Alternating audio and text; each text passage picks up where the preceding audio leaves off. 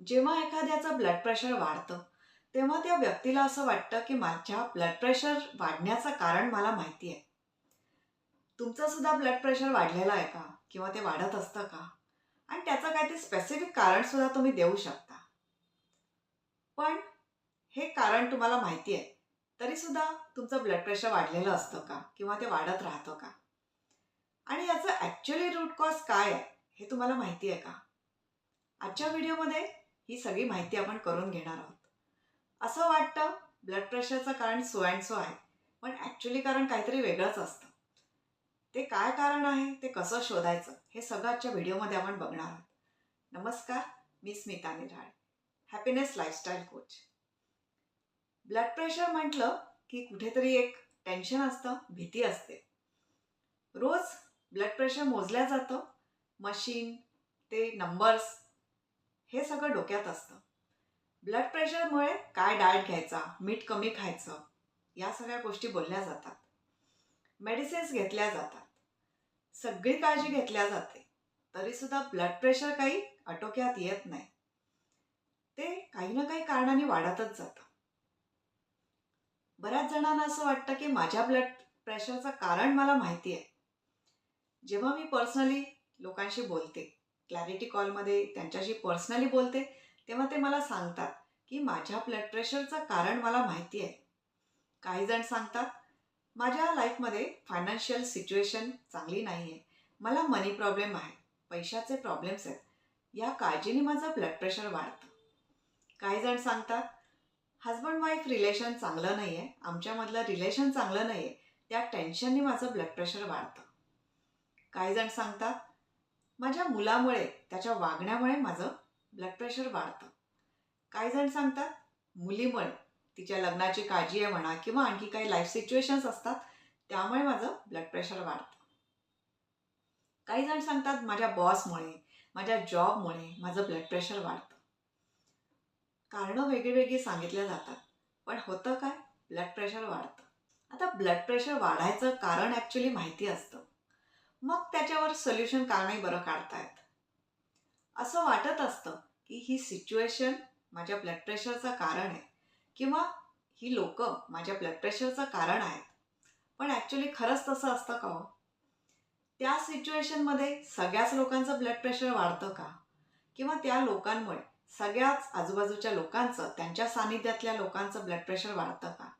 की स्पेसिफिक काही लोकांचंच blood pressure वाढतं? किंवा तुम्ही त्या सिच्युएशनमध्ये आहात आणि तुमचंच ब्लड प्रेशर वाढतंय आणि तुम्हाला असं वाटतंय, बाकीच्यांना या गोष्टींचा कसा फरक पडत नाही, माझ्यावरच असा का परिणाम होतोय, माझंच ब्लड प्रेशर का वाढतं, असा तुम्हाला प्रश्न पडतो का? बघा आता कंडिशन कशी आहे. तुमचं ब्लड प्रेशर वाढत असतं आणि तुम्हाला वाटतं की या कारणामुळे माझं ब्लड प्रेशर वाढतंय.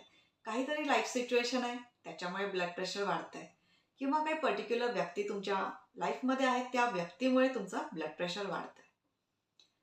पण विचार करा की त्या सिच्युएशनमध्ये सगळ्यांचंच ब्लड प्रेशर वाढतं का? आणि ही सिच्युएशन तुमच्या लाईफमध्ये का आली? किंवा तो जो पर्टिक्युलर पर्सन असेल, तो तुमच्या लाईफमध्ये का आला? त्या पर्सनमुळे सगळ्यांनाच असा प्रॉब्लेम होतो का? नक्की हे ब्लड प्रेशर वाढायचं कारण तरी काय? जेव्हा ब्लड प्रेशर वाढत असतं किंवा कुठलाही हेल्थ इश्यू होत असतो, त्याचं कारण एखादी सिच्युएशन किंवा एखादा पर्सन नसतो. त्या व्यक्तीच्या आतमध्ये ॲक्च्युली काहीतरी एक ज्वालामुखी असतं आणि त्या ज्वालामुखीचा परिणाम म्हणून ब्लड प्रेशर वाढत असतं. त्या ब्लड प्रेशरचं कारण बाहेर नसतं, ते आतमध्येच असतं. त्याचं एक रूट कॉज असतं आणि ते प्रत्येक त्या पर्सनच्या आतमध्येच असतं. ज्या व्यक्तीला तो हेल्थ प्रॉब्लेम आहे म्हणा किंवा ब्लड प्रेशर आहे. कुठलाही हेल्थ इश्यू असो किंवा आता आपण ब्लड प्रेशरबद्दल बोलत आहोत, ब्लड प्रेशर वाढलेलं असो, त्या ब्लड प्रेशरचं कारण बाहेर नसतं, ते त्या व्यक्तीच्या आतमध्येच असतं. तो ज्वालामुखी त्या व्यक्तीच्या आतमध्येच असतो आणि तो काय आहे, ते नक्की काय कारण आहे, हे शोधता आलं पाहिजे. जेव्हा हे शोधलं जातं, तेव्हा तिथेच हिलिंगला सुरुवात होते. अशीच एका माझ्या स्टुडंटची मी रिअल स्टोरी आता तुमच्याबरोबर शेअर करते. हा जो माझा स्टुडंट आहे, हा अगदी यंग स्टुडंट आहे. म्हणजे त्याचं वय 30 आहे आणि 30व्या वर्षी ब्लड प्रेशरचा प्रॉब्लेम म्हणजे आश्चर्यच आहे, नाही का? 30व्या वर्षी ब्लड प्रेशर वाढणं हे एक्सपेक्टेड नसतं, पण तरीसुद्धा त्याचं ब्लड प्रेशर वाढत होतं. आणि ते कसं त्यांनी कंट्रोल केलं, ते कसं नॉर्मल आलं, हे त्यांनी या रिझल्टमध्ये, या शेअरिंगमध्ये शेअर केलं आहे. हे आता मी तुमच्याबरोबर शेअर करते आहे. हा माझा स्टुडंट म्हणतो, I was suffering from high blood pressure before joining the course. Hence, was sweating profusely while sitting at one place also. At such a young age, 30 years, never thought of having a high BP issue. But the techniques that ma'am taught in the course and continuous practice gave a miraculous results, bringing BP within normal ranges. That happened within 1 month of completion of the course. I am so happy both physically and mentally. I thank Smita ma'am from bottom of my heart. हा असा त्यांनी result share केला आहे. तुम्हाला आश्चर्य वाटत असेल की हे असे रिझल्ट कसे काय मिळतात, काय नक्की याच्यामध्ये केल्या जातं. तर अगदी सोपं आहे. याच्यासाठी मी आधी एक क्लॅरिटी कॉल घेत असते आणि त्या क्लॅरिटी कॉलमध्ये एखाद्या हेल्थ प्रॉब्लेमचं रूट कॉज काय आहे हे मी स्टुडंटला दाखवून देत असते.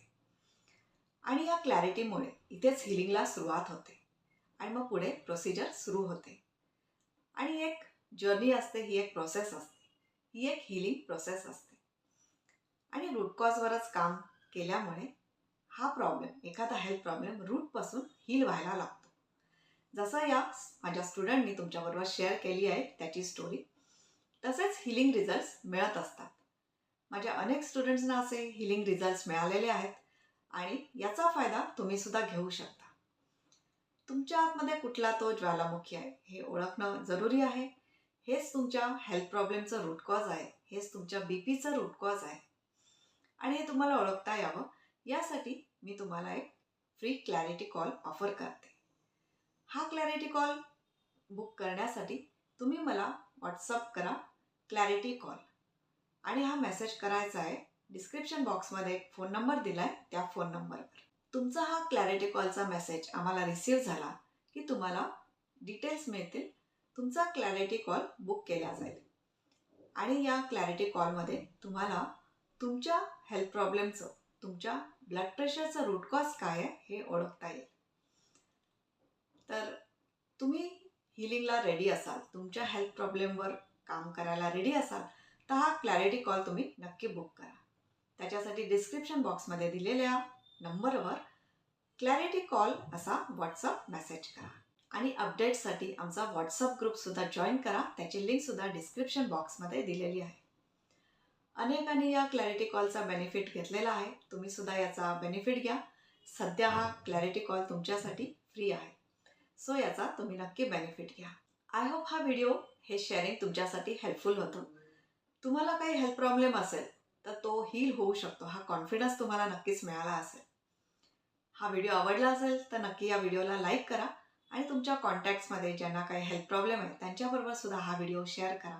त्यांना तुमच्या या शेअरिंगमुळे काही मदत होऊ शकेल. आणि चॅनलला जर सबस्क्राईब नसेल केलं तर सबस्क्राईबसुद्धा करा, बेल आयकॉनसुद्धा प्रेस करा. पुन्हा भेटूया अशाच एका व्हिडिओमध्ये. थँक्यू.